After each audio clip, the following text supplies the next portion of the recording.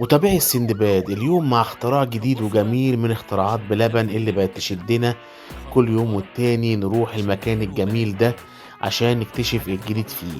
ومن الحاجات الجميلة طبعا اللي عنده أشهرها الكسكسي مكسرات والبليلة بالمكسرات والبليلة بالآيس كريم.